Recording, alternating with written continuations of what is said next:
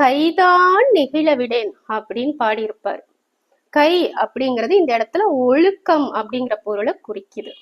கைதான் நெகிழ விடேன் அப்படின்னா ஒழுக்கத்தை விடமாட்டேன் அப்படின்னு அர்த்தம். உன்னோட நறுமணம் மிக்க திருவடி என் உள்ளத்துக்குள்ள பதிஞ்சிருக்கிறதுனால என் ஒழுக்கத்தை கைவிட மாட்டேன் அப்படின்னு சொல்றாரு.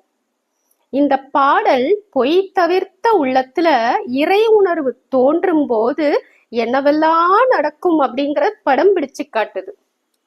ஆள் மனசுல திருவடி நிறைஞ்சிருந்தாலும் அதன் பயனா உடம்புல பல மாற்றங்கள் தோன்றினாலும் இந்த இறை அன்பவர்களுக்கு எல்லாம் ஒரு அச்சம் இருந்துகிட்டே இருக்கும். அது என்ன அப்படின்னா, இந்த இறை அனுபவம் நம்மளை விட்டு போயிடுமோ அப்படிங்கிற அச்சம்தான்.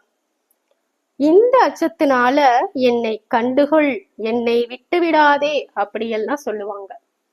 மாணிக்க வாசகர் ஒரு அமைச்சராய் இருந்து இறை அனுபவம் முழுவதுமா பெற்று அதுக்கப்புறம் இந்த இறை அனுபவம் நீங்கிய நிலையில இந்த பாட்டை பாடுறாரு. எதிர்பார்க்காத நேரத்துல இறைவன் குருநாதர் வடிவுல அவரை ஆட்கொண்டதுனால அவரோட மனநிலை மாற்றத்தினால கைதான் நெகிழ விடேன் அப்படிங்கிறார். அதாவது ஒழுக்கத்தை கைவிட மாட்டேன். இறைவன் அவரை ஆட்கொள்றதுக்கு முன்னாடி இந்த உறுதிப்பாடு அவர்கிட்ட வரல. இறைவன் அவரை ஆட்கொண்டதுக்கு அப்புறம் இந்த உறுதிப்பாடு அவருக்கு வருது.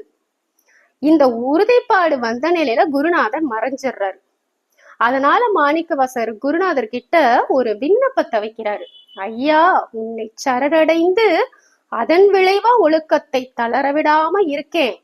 என்னை விட்டு இப்ப நீங்க போயிட்டீங்க. அதனால என்னையும் அறியாம இந்த ஒழுக்கத்தை நான் தளர விடாதபடி என்னை காத்திரணும். அது உங்களோட கடமை அப்படின்னு சொல்றாரு.